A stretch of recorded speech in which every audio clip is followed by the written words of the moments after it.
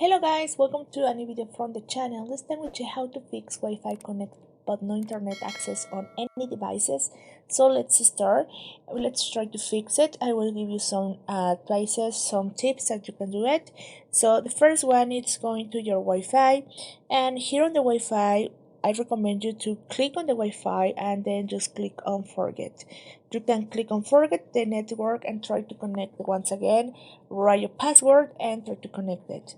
Okay, that is one option. Also, another option is change your proxy to manual proxy, and you can write here the proxy of your Wi-Fi. So depend on this, you can confirm setting your proxy. Okay, another option that I give you, it's going to your set on your time. So let's go to time here. Let's go right on your clock and just write time. Okay, so let's write time, and when appears the option, well, you can looking for time and date, and here it's daytime time, as you can see. And now you can click here on the automatic one and just click on here. So again, try to activate it, and now you can start trying to connect to Wi-Fi.